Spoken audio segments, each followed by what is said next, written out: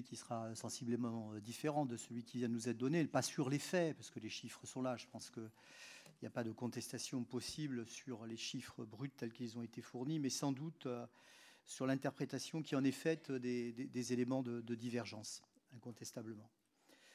Tout d'abord, ça a été dit plusieurs fois, mais je souhaite le redire, la crise, ou en tout cas la tension budgétaire qui est celle que nous traversons aujourd'hui, évidemment est liée à l'effondrement de nos recettes, en tout cas à la baisse de nos recettes, plus qu'à l'effondrement d'ailleurs. C'est vrai que nous avions été habitués par le passé à avoir des BP très resserrés, très minimalistes en recettes, parce que Jean-Marie Darmullan savait faire ça. Et puis, nous avions toujours de bonnes surprises dans le courant de l'année, avec une espèce de faux étonnement de la majorité. Souvent, on découvrait les choses. Et puis, on bénéficiait, quand je dis on, c'est les politiques publiques départementales, bénéficiaient de cette manne qui arrivait. Et puis, dans ce continuum, pour reprendre le mot qui a été cité tout à l'heure, que je reprends à mon compte, nous avons eu des années exceptionnelles en DMTO. Et ce que nous vivons aujourd'hui, c'est non pas un effondrement des DMTO, mais c'est un retour à un curseur qui était celui de 2020. Je veux le redire parce que 2020, ce n'était pas il y a 10 ans quand même. C'était il y a 3 ans, 4 ans, 3 ans, un peu plus de 3 ans. Donc, 415 millions d'euros de DMTO prévus pour 2004, 20% de baisse par rapport... Pour 2024, pardon, 20% de baisse par rapport à l'année précédente. Ça nous ramène peu ou prou au niveau de 2020. Donc la question qui est posée fondamentalement, c'est comment, dans le cadre du pilotage de cette institution départementale, et c'est sans doute plus facile quand on est dans l'opposition ou dans la majorité de dire cela, mais comment avons-nous pu, en 2023, subir cette baisse de DMTO sans avoir de voyants, de vigilance, de capacité à anticiper ou à prendre en compte les choses. En tout cas, elles se sont imposées à nous. Et donc ça, c'est une première question qui me semble importante.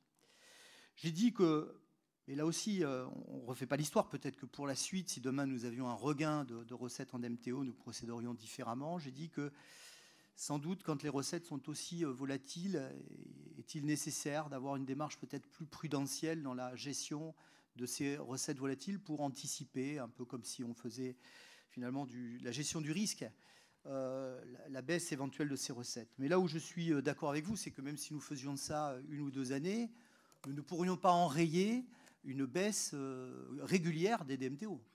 Parce que c'est bien ça le souci, en fait, auxquels nous serons peut-être confrontés.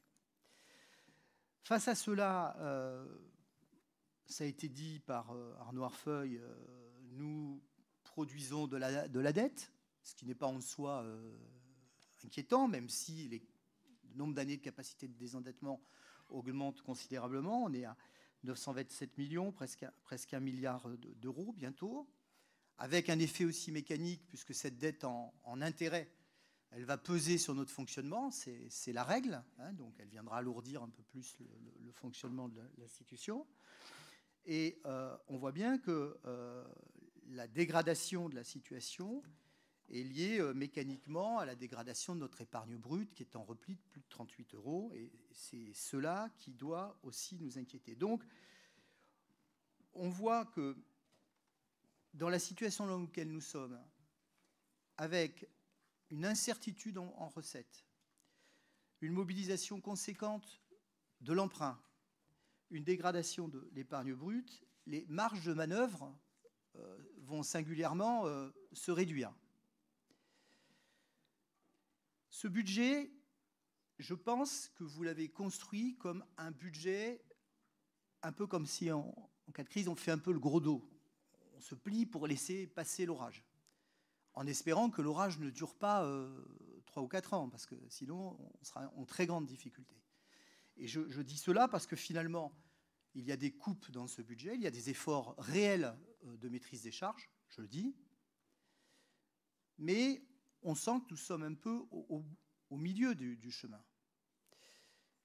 Ce matin, c'est dommage qu'il soit parti. Je n'aime pas citer les personnes quand elles sont parties, mais il ne m'en veut pas. Et puis les commentaires qui sont enregistrés sur nos débats en feront témoignage.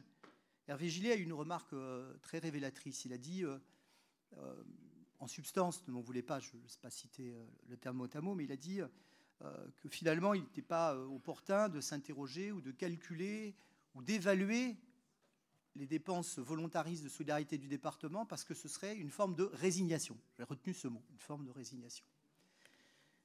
Bien, nous pensons qu'il est important de le faire dès maintenant.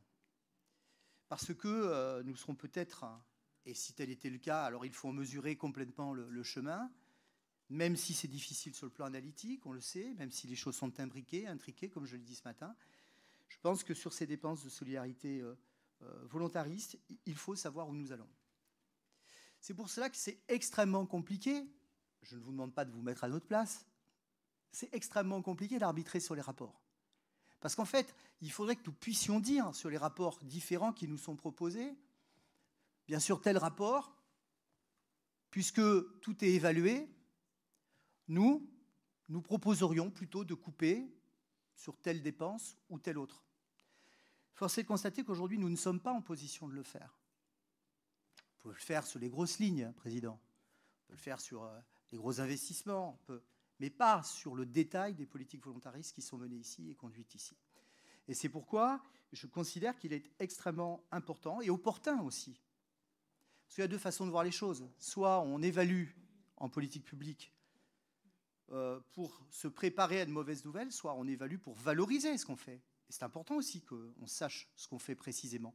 Parce qu'aujourd'hui, compte tenu du niveau d'imbrication de ces politiques, entre le droit commun et les politiques volontaristes, eh bien, on a du mal à évaluer les montants.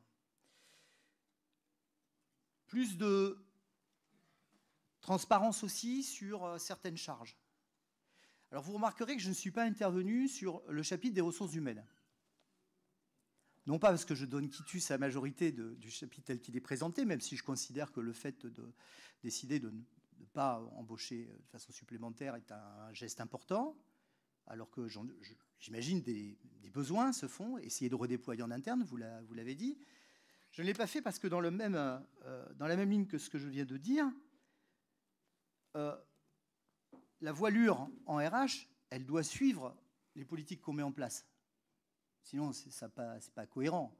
Et donc, pour pouvoir savoir ou mesurer ce que demain produirait un certain nombre de choix sur des politiques volontaristes, il faudrait pouvoir impacter cela sur les ressources humaines pour se dire, ben voilà, sur telle démarche qui est conduite aujourd'hui, il y a, je ne sais pas, 5 postes, 6 postes, et bien cette démarche, si on la remet en question, ou si on la remet en balance, ou si on la redimensionne, il n'est pas non plus nécessaire peut-être de supprimer purement simplement, elle produira mécaniquement sur les ressources humaines, elle produira un effet qui est de temps. Voilà.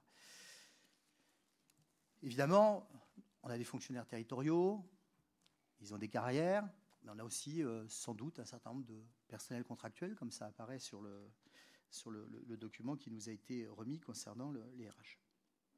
Donc ces RH, elles dépendent aussi des priorités. Donc on voit là 2 axes, politique volontariste, évaluation, mesure des impacts sur les ressources humaines qui pourraient donner des marges de manœuvre, à condition qu'il y ait évidemment une volonté. Nous n'en sommes pas là. J'ai dit que ce budget, pour moi, c'était un compromis, on fait le gros dos et on encaisse ce coût. Mais j'imagine que vous en êtes conscient, peut-être serons-nous amenés à cela, par la force des choses. Et donc, nous aurions préféré que nous puissions anticiper cela et que les arbitrages qui ont été rendus, auxquels nous avons été peu associés, mais après tout, c'est le jeu normal.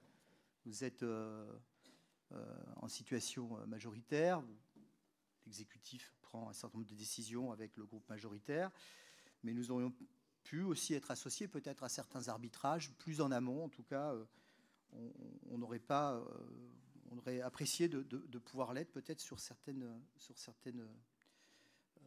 arbitrages. Autre élément, puisque c'est de marge de manœuvre que je parle, difficile. Nous avons aussi, dans l'environnement du conseil départemental, un certain nombre de charges qui sont externalisées sur, comment je vais dire, des satellites ou en tout cas des organismes avec lesquels, pour lesquels nous avons des implications, des engagements de financement. Je pense que la démarche que fait le département devrait aussi s'appliquer à ces organismes. Je pense aux organismes avec lesquels nous sommes en lien direct. On a évoqué tout à l'heure l'IDAC, Gironde Numérique, Gironde Tourisme, mais peut-être aussi au-delà avec un certain nombre de partenaires associatifs qui sont finalement presque des délégataires de politique publique avec lesquels nous travaillons. Il y a sans doute chez ces partenaires associatifs ou du secteur médico-social des partenaires qui sont dans des situations très tendues. Mais il y a aussi peut-être parmi eux des partenaires qui peuvent, dans ce partenariat avec le département, dans cette période difficile qui est la nôtre, aussi avoir à l'égard des allocations de subventions ou de moyens que nous dotons, qui peuvent avoir des effets, en tout cas un impact sur ce que nous pourrions faire. Dernier élément à questionner, notre politique d'investissement. Je note que dans son ambition, elle reste élevée, 271 millions d'euros. Je rappelle, comme je l'ai fait au moment des orientations budgétaires, que l'an dernier, elle était aussi élevée en intention à 286 millions d'euros, mais que l'atterrissage s'est fait à 220 millions d'euros. Donc moi, je suis évidemment heureux de voir cette ambition. J'espère qu'elle sera soutenable, cette politique d'investissement, ce qui ne dépend pas d'ailleurs que de l'allocation formelle de crédit, mais aussi de notre capacité à déployer nos politiques d'investissement concrètement sur des logiques de projets. Je rappelle qu'en 2022, nous étions à 316 millions d'euros. Je veux rappeler aussi que nous avons pris des engagements extrêmement forts sur la politique des collèges. Le curseur, alors de mémoire, était à 470, on est à 670 millions d'euros de collèges supplémentaires. De mémoire, non? C'est ça? Oui, enfin, je n'ai pas le souvenir des 460. On était déjà relativement haut au départ. Hein. La première intention, me semble-t-il. Parce qu'ensuite, on a rajouté des collèges. Donc, il faut comparer ce qui est comparable. Et donc, j'espère que nous arriverons à tenir ces politiques d'investissement au niveau qui est celui qui est affiché aujourd'hui. Parce qu'évidemment, le risque, on le voit bien, c'est de devoir couper dans ces politiques d'investissement parce que nous serions mis sous pression supplémentaire, plus forte que ce qu'elle n'est aujourd'hui, même si elle est déjà importante. Et donc de devoir renoncer ou lisser certains investissements et se retrouver dans une situation où, effectivement, vous l'avez rappelé ce matin, Président, les collectivités territoriales portent 2/3 des investissements dans ce pays. Et si ces phénomènes se multiplient, eh bien, c'est aussi toutes les conséquences économiques qui en découlent qui seront présentes. Voilà ce que je voulais dire sur ce BP. Donc, une analyse des recettes, des pistes, ou en tout cas des souhaits sur la partie des dépenses. Au passage, j'ajoute que j'attends toujours le détail des dépenses de communication. Peut-être n'est-ce pas une grosse niche, mais je vois beaucoup de documents. Donc je ne sais pas si le niveau, là aussi, de nos politiques de communication est adapté à la situation présente. Et des inquiétudes sur la dette et le souhait de voir la politique d'investissement se réaliser, même si je pense que ce sera sans doute compliqué.